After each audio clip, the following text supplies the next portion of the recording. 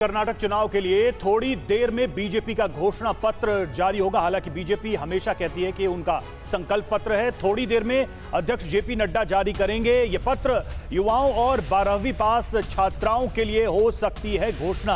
BJP के सामने कांग्रेस के जो ऐलान है पहले ही कर्नाटक चुनाव को लेकर, वो बड़ी चुनौती है। दिलचस्प बात यह है कि देखना होगा कि बीजेपी के इस घोषणा पत्र या संकल्प पत्र में क्या वादे रहते हैं।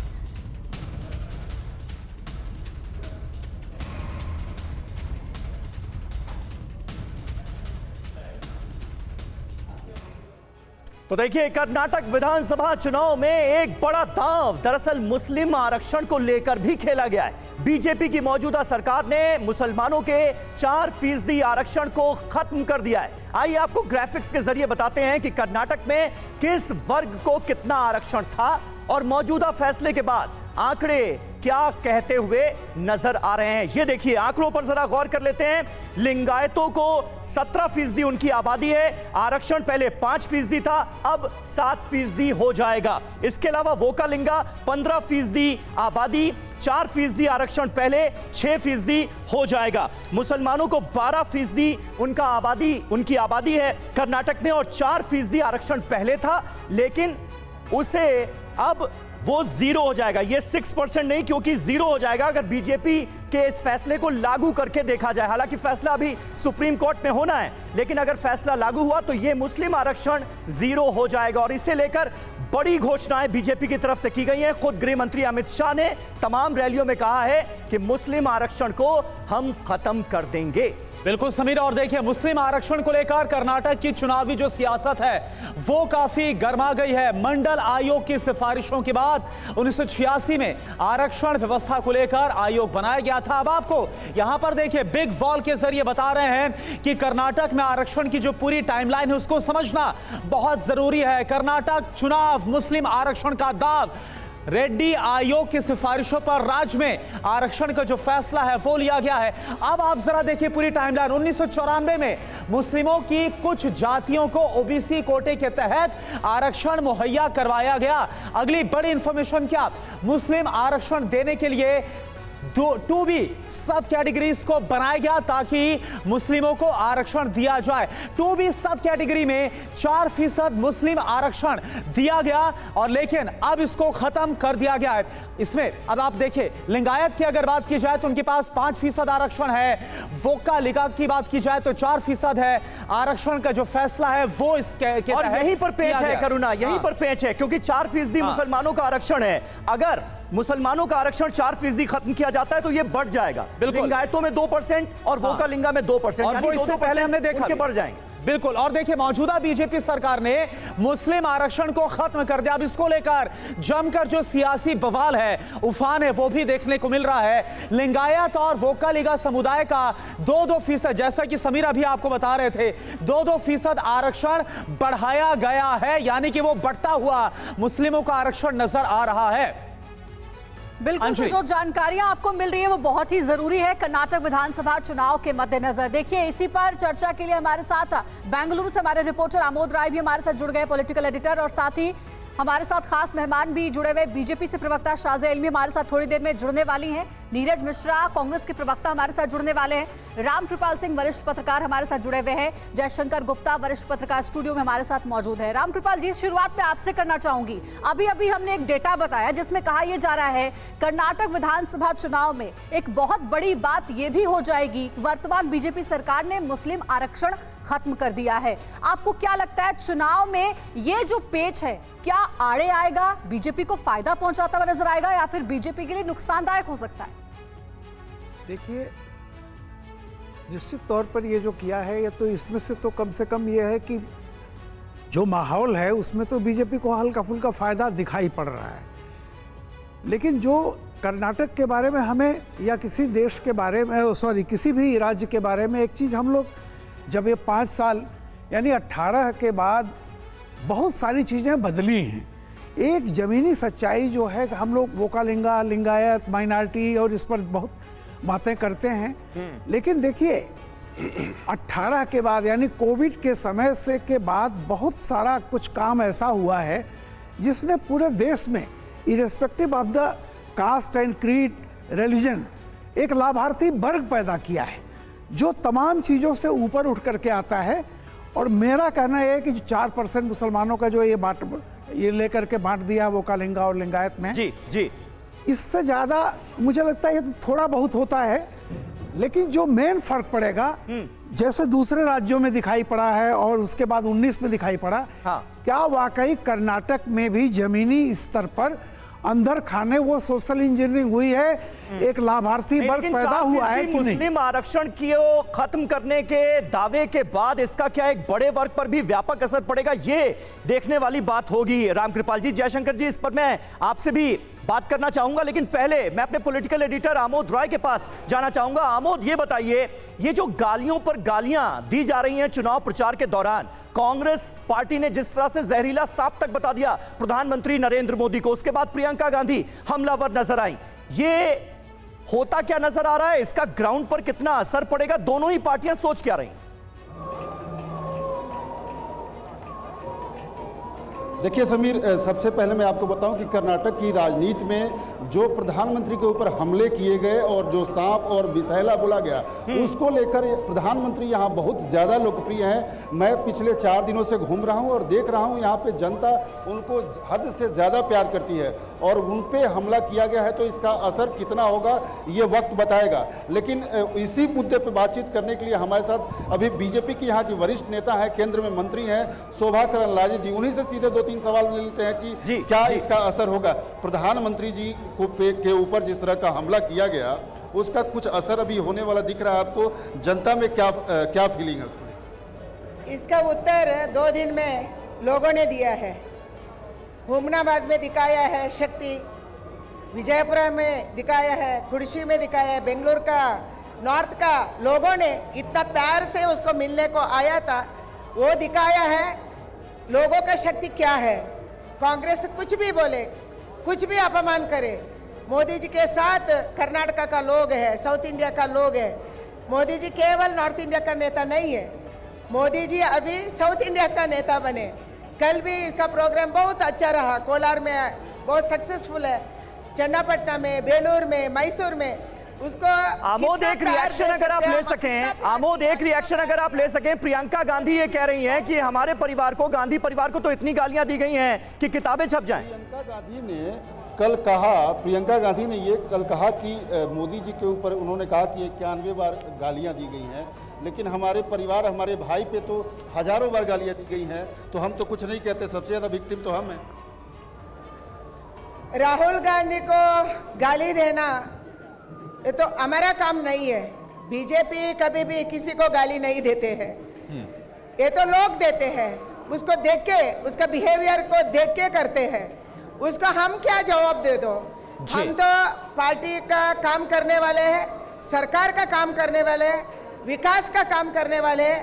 हमारा देश पूरा विश्व में नंबर 1 बनना, विकास में नंबर 1, ऐसे इरादा रख के हम काम करने वाले हैं। मोदी जी का इरादा भी, मोदी जी का बिल्कुल। अच्छा आमोद, एक और बड़ा अहम सवाल है। प्रियंका गांधी ने एक और बड़ी बात बोली, उन्होंने बोला कि ताज्जुब होता है कि गालियों की लिस्ट तक तैयार कर ली गई, कितनी गालियां दी गई ये तक बता दिया गया। मुद्दे क्या है, इसकी क्या लिस्ट है, यह सवाल पूछा गया प्रियंका गांधी की तरफ से। गालियां दे, उसका उत्तर कांग्रेस देना है। कर्नाटक के चुनाव में प्रियंका ने कल ये कहा कि कर्नाटक के चुनाव में मुद्दा गायब है और गालियां सामने रखकर और लिस्ट बनाई जा रही है, गिनाई जा रही है। मुद्दा क्या है कर्नाटक चुनाव में? कर्नाटक का मुद्दा डबल इंजन सरकार है, कर्नाटक का मुद्दा विकास है, कर्नाटक का मुद्दा फिर एक बार बीजेपी सरकार, मोदी जी का सरकार, कर्नाटक का बीजेपी सरकार मिलके इधर डबल इंजन सरकार से कर्नाटक का विकास करना एंड हर योजना को कर्नाटक का लास्ट व्यक्ति तक पहुंचाना, ये हमारा मुद्दा है। आखिरी प्रश्न मैम, ये आज का जो घोषणा पत्र है, इसमें कुछ हमको नयापन देखने को मिल सकता है? किन वर्गों को ज्यादा टारगेट किया जा सकता है इस घोषणा पत्र? हमारा घोषणा पत्र बजट का आधार से बना हुआ है, झूठ नहीं बोलेंगे, हम लोगों को गुमराह नहीं करेंगे। ये कांग्रेस अभी बता रहे हम फ्री भी देंगे, ये तो पूरा गलत है, झूठ है। बीजेपी और कांग्रेस के बीच आरोप प्रत्यारोप, चूंकि चुनाव धीरे धीरे नजदीक आते जा रहे हैं तो ये तलखी भी बढ़ती जा रही है।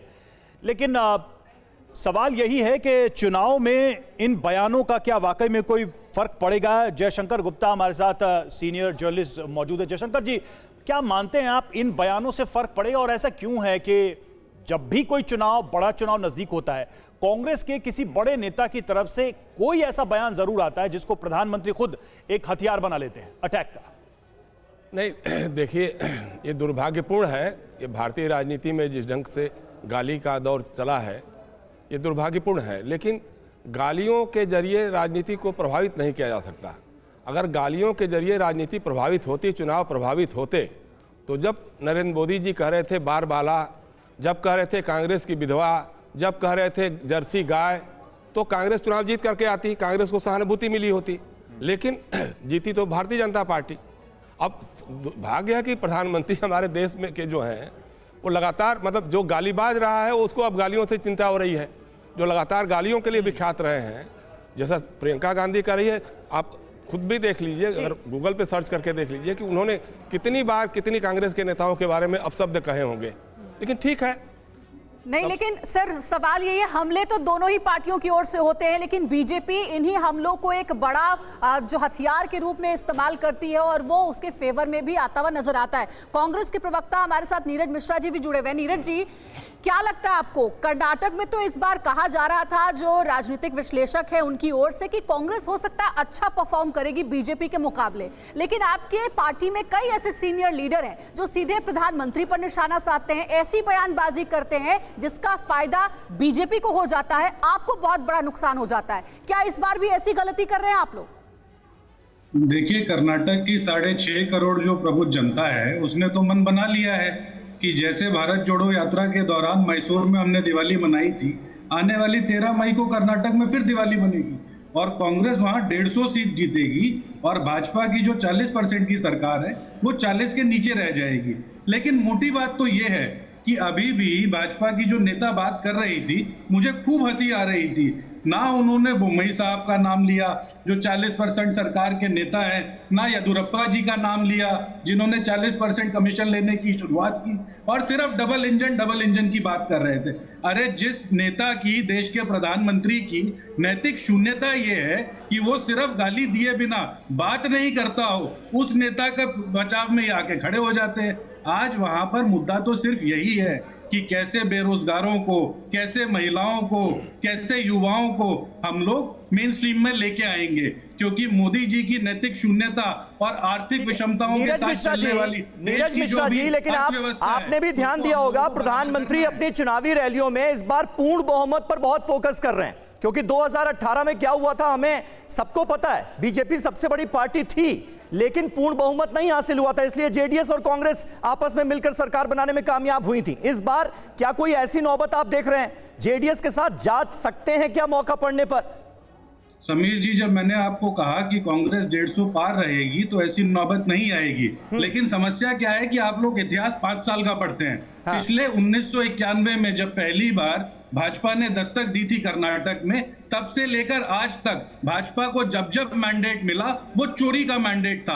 आज तक भाजपा ने अपने दम पर कर्नाटक में सरकार नहीं बनाई, हमेशा जोड़ तोड़ की राजनीति की, और इसीलिए आज 150 पार कांग्रेस जब आएगी तो साउथ से नहीं, आपके पुराने सहयोगी कह रहे हैं, जेडीएस ही कह रही है कि भाई पूर्ण बहुमत अगर मिल जाएगा कांग्रेस पार्टी को तो ये एक तरह से ख्वाब देखना है सिद्धरमैया का। जयशंकर जी, क्या स्थिति आप देख रहे हैं जो मौजूदा सूरत हाल में, उसमें क्लियर मैंडेट क्या किसी पार्टी को मिलते हुए देख रहे हैं, या फिर जेडीएस के सपने एक बार फिर सच होंगे? नहीं, अभी तक जो खबरें आ रही हैं, जो हवाएं आ रही हैं जी, उससे तो लग रहा है कि कांग्रेस मेजॉरिटी हासिल कर लेगी। लेकिन अगर नहीं कर पाती है तो जनता दल, ये तो जाहिर सी बात है कि वो एक फैक्टर रहेगा। उसका एक जो भी देवगौड़ा जी की राजनीति रही, उनके पुत्र की राजनीति रही है, वो बैलेंस करने का काम कर सकते हैं। अगर भाजपा के पक्ष में जा रहा होगा, भाजपा सिंगल लार्जेस्ट हो सकती है, तो फिर हो सकता है उधर भी चले जाएं, और अगर कांग्रेस उस स्थिति में होगी तो कांग्रेस के साथ मिलकर के सरकार बना सकते हैं। लेकिन हमें नहीं लगता है कि जरूरत पड़ेगी, कांग्रेस को बहुमत मिलते दिखाई दे रहा है अभी। ठीक है, रामकृपाल जी, आपको क्या लग रहा है कि ये तो जयशंकर जी की तरफ से बताया गया, लेकिन 4% जो मुस्लिम आरक्षण को खत्म करना और लिंगायत और वोकलिका की बात की जाए तो काफी निर्णायक, अगर इन दोनों समुदाय की हम बात करते हैं, और ये गालियों का जिक्र करना क्या अहम रोल प्ले होता हुआ नजर आएगा इस पूरे परिदृश्य का? देखिए अभी जो गालियों, पहले तो मैं गालियों की बात कर लूं। हाँ। जो लोग ये सोचते हैं ना कि अतीत में क्या क्या हुआ था वो जनता को याद होगा, मासेस जो है जो क्लासेस हैं 10%, 12% जो एकेडमिक डिस्कशन करते हैं उनको याद रहता है, बाकी जनता हमेशा वर्तमान में जीती है। एक बात समझ लीजिए कि अभी अभी जो खड़गे जी ने कहा है वो उसका फायदा मिले न मिले, लेकिन कांग्रेस को उसका कोई फायदा नहीं होगा, उल्टे नुकसान हो सकता है। कारण देखिए ये है कि मोदी जी की पर्सनालिटी जो है वो सिर्फ कर्नाटक नहीं है, और जिस तरह से मोदी जी अभी जैसे आपके यहाँ कह रहे थे कि बीजेपी उसको हथियार बना लेती है, जी नहीं, जो हथियार का इस्तेमाल विपक्षी करते हैं सोच करके बीजेपी उसको औजार बना लेती है। बिल्कुल औजार बना लेती है। तो अब जैसे उन्होंने कहा कि भाई सांप है तो ठीक है, वो तो शिव जी के गले में होता है। जनता जो है वो शिव जी है, मतलब मैं जनता के पास हूँ। कुल मिला करके मोदी जी में बिल्कुल ठीक कह रहे हैं सर आप कि हथियार तो इस्तेमाल करती है कांग्रेस, लेकिन बीजेपी के लिए वो एक औजार की तरह इस्तेमाल होता है और चुनाव में बीजेपी के लिए कमाल कर जाता है। आएंगे सर आपके पास, लौटेंगे। देखिए इस बीच एक और बड़ी खबर है कि कांग्रेस के जहरीले बोल पर पीएम मोदी ने हमला किया है। चुनाव में कांग्रेस के लिए सांप बड़ा मुद्दा है, ये कहा है पीएम मोदी ने, और साथ ही आगे वो कहते हैं कि मेरी तुलना कांग्रेस पार्टी सांप से कर रही है, भगवान शिव के गले की शोभा है सांप। सुनाते हैं आपको क्या कहा पीएम ने। चुनाव में कांग्रेस का सबसे बड़ा मुद्दा सांप है, सांप। सांप के जहर का है। मेरी तुलना ये लोग सांप से कर रहे हैं और जनता से वोट मांग रहे हैं, लेकिन भाइयों बहनों, सांप तो भगवान शंकर के गले की शोभा है। और मेरे लिए देश की जनता ईश्वर का रूप है, शिव का ही स्वरूप है। इसलिए ईश्वर रूपी जनता के गले का सांप होना भी मुझे स्वीकार है।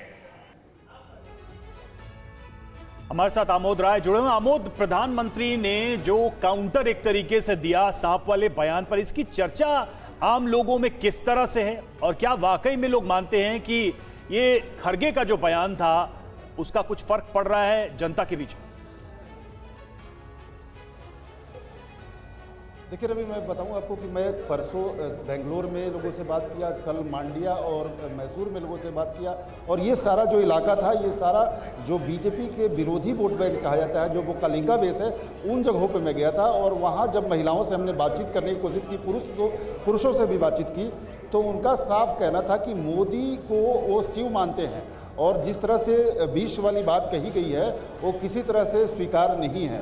तो लोगों में जो आम जनता है उसमें कहीं ना कहीं इस बात को लेकर काफ़ी रोष है।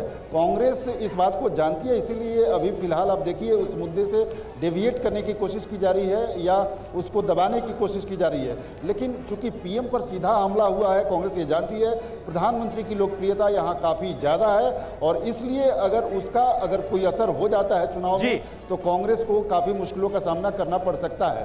बीजेपी की जहां तक बात है तो बीजेपी ये जरूर दावा कर रही है कि उसकी स्थिति पहले से ज्यादा बेहतर है। प्रधानमंत्री ने जिस तरह से पिछले 2 दिनों में यहाँ पे काम किया है, मेहनत किया है, और रोड शो 2 किए और 6 सभाएं की है। ठीक है, बिल्कुल आमोद, बने रहे आप हमारे साथ। इस वक्त बीजेपी की राष्ट्रीय प्रवक्ता शाजिया इल्मी हमारे साथ जुड़ रही हैं। शाजिया, बीजेपी इसे किस तरह से देख रही है? प्रधानमंत्री नरेंद्र मोदी और बीजेपी के बाकी नेताओं के बयानात रैलियों के दौरान तो हम सुन रहे हैं, लेकिन क्या पार्टी ये मानती है कि जिस तरह के अल्फाजों का इस्तेमाल प्रधानमंत्री पद पर बैठे एक शख्स के लिए किया गया है वो नुकसानदेह साबित होगा कांग्रेस पार्टी के लिए कर्नाटक में?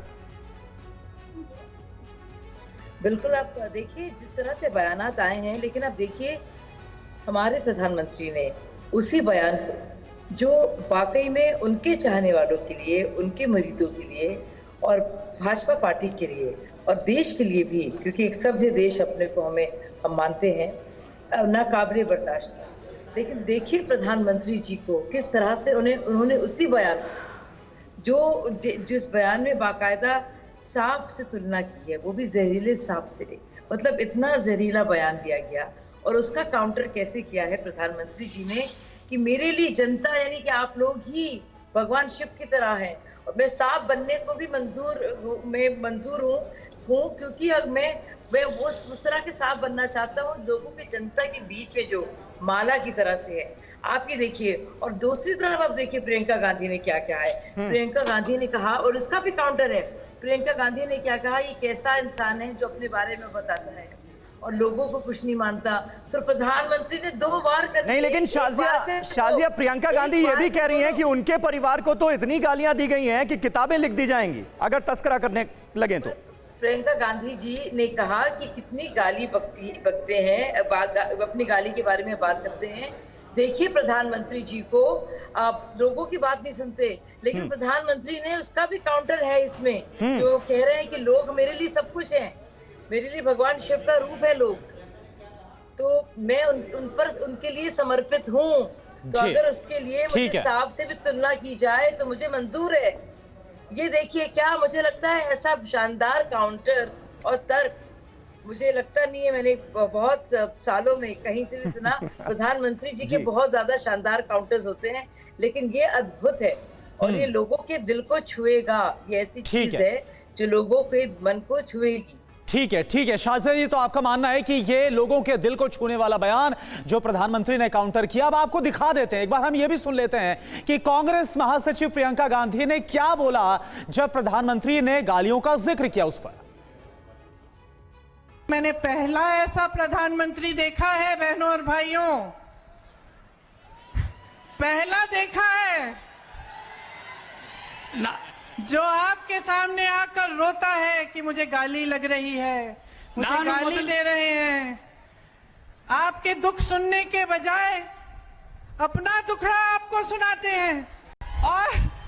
और किसी ने उनके ऑफिस में बैठकर एक लिस्ट बनाई है। अरे आपके दुखों की लिस्ट नहीं है वो आपकी समस्याओं की लिस्ट नहीं है। वो ये लिस्ट नहीं है कि किसानों की क्या समस्या है, हमें क्या करना। वो ये लिस्ट है कि मोदी जी को कितनी बार किसने गाली दी है। कम से कम एक पन्ने पे फिट तो आ रही है। अगर मेरे परिवार को जो गालियां दी हैं इन लोगों ने, हम लिस्ट बनाना शुरू करें तो हम किताब पे किताब छपवा लेंगे। हिम्मत करो मोदी जी, मेरे भाई से सीखो। मेरा भाई कहता है गाली क्या, मैं गोली खाऊंगा इस देश के लिए। तो शाजिया जी, आपने भी सुना जो प्रियंका गांधी ने जवाब दिया प्रधानमंत्री तरफ से जब गालियों का जिक्र किया, कि वो साफ बोल रही है कि किसानों के मुद्दे हैं और भी तमाम मुद्दे हैं, उनका कोई जिक्र नहीं है, उनकी कोई लिस्ट नहीं है, लेकिन गालियों की लिस्ट है वो बकायदा बताई जा रही है। जी, प्रियंका गांधी जी को अफसोस की बात है, इतना तक नहीं पता कि अगर गाली प्रधानमंत्री जी को दी जा रही है वो प्रधानमंत्री जी का दुख नहीं है, वो तो कांग्रेस का दुख है, वो तो कांग्रेस का बोझ है, जिस तरह से वो अपशब्द का इस्तेमाल करते हैं। तो प्रियंका गांधी ये भी नहीं जानती, बुनियादी हिंदी है, कि बजाय ये कहने के कि प्रधानमंत्री की जो गाली है वो दुख है, प्रधानमंत्री का दुख नहीं है, वो अपशब्द है, वो उनका बोझ है, कांग्रेस की मजबूरी है, हताशा के तहत जो इतनी गाली। ठीक है, अब आपके इस इसका जवाब तो जनता देगी। बिल्कुल, हमारे साथ कांग्रेस के प्रवक्ता भी शाजिया जी जुड़े हुए हैं, नीरज मिश्रा, उनका रुख करते हैं और आपके जवाब का सवाल जरा उनसे ले लेते हैं कि वो क्या इस बारे में सोचते हैं। नीरज जी, आपने प्रियंका गांधी को भी सुना और साथ ही आपने प्रधानमंत्री नरेंद्र मोदी का बयान भी सुना और उस पर शाजिया इल्मी का जवाब भी सुना। आप लोग बयानों के पत्थर बरसाते हैं बीजेपी पर, प्रधानमंत्री मोदी पर, और प्रधानमंत्री उसे भी फूल के रूप में ले लेते हैं। देखिए किस तरीके से काउंटर करते हैं और कैसे बयान देते हैं। क्या आपको नहीं लगता कि आपके पार्टी के नेताओं को सोच समझकर चुनाव के ऐसे मौके पर बयानबाजी करनी चाहिए? मुद्दों की बात करिए, उससे किसने रोका आपको? मुझे ऐसा लगता है कि भाजपा की जो दयनीय स्थिति है और साथ में जो राष्ट्रीय मीडिया की दयनीय स्थिति है कि उनको भाजपा को किसी तरीके से बचाना है, उस पर मुझे हंसना चाहिए या मुझे उस पर रोष आना चाहिए, मुझे समझ नहीं आ रहा। जिस तरीके से शाजिया जी इस बात को डिफेंड करने में लगी हैं कि वहां 40% की जो सरकार चल रही है उसके जो मुद्दे भ्रष्टाचार से जुड़े हुए हैं, उसके लोगों ने जो आत्महत्या की है, वहां के जो रेजिडेंट्स हैं वो चिट्ठी लिख लिख कर परेशान है कि कैसे कर्नाटक में अरे नीरज मिश्रा जी, फिर मुद्दे क्यों नहीं उठाते? यही तो सवाल है ना, गालियां देने की नौबत क्यों आती है? गुजरात इलेक्शन में भी हमने देखा प्रधानमंत्री नरेंद्र मोदी की तुलना रावण से की गई। अब कर्नाटक में इलेक्शन हो रहे हैं तो आप जहरीले सांप से तुलना कर रहे हैं। गुजरात का हश्र देखने के बाद भी कांग्रेस पार्टी का यह रवैया क्यों जारी है? सवाल बस इतना सा है।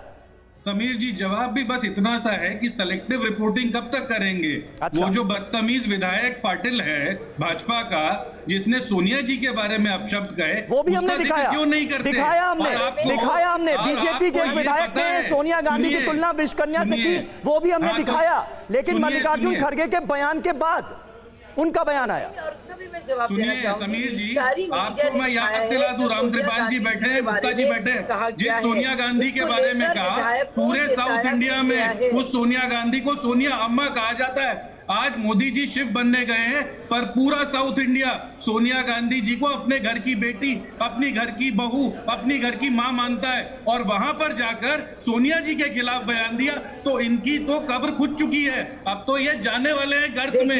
फिर आपसे कहूंगा अल्फाजों पर थोड़ा सा संयम रखें अपने। आपको पता है कि ये भी बोला जा चुका है और प्रधानमंत्री नरेंद्र मोदी के लिए बोला जा चुका है आप ही के प्रोटेस्ट में। समीर अब्बास जी, जिस बात का अभी आपने जिक्र किया कि कब्र खुदेगी, सरकार की कब्र खुद चुकी है और इस बात को हम आपको बता रहे हैं। ठीक है, नीरज जी, एक सवाल मेरा आपसे है नीरज जी। और 40 के नीचे जब भाजपा होगी तब हम लोग ये बात दोबारा करेंगे कि कैसे भाजपा की सरकार की कब्र खुदी। चलिए, बहुत बहुत शुक्रिया आप सभी का इस बातचीत में हमारे साथ जुड़ने के लिए। तो कुल मिलाकर गाली वर्सेस घोषणा पत्र, एक तरफ से गालियां दी जा रही हैं और दूसरी तरफ आज बीजेपी का जो घोषणा पत्र जारी होने वाला है उस पर भी सबकी नजरें हैं कि इसमें क्या वादे किए जाते हैं जनता से।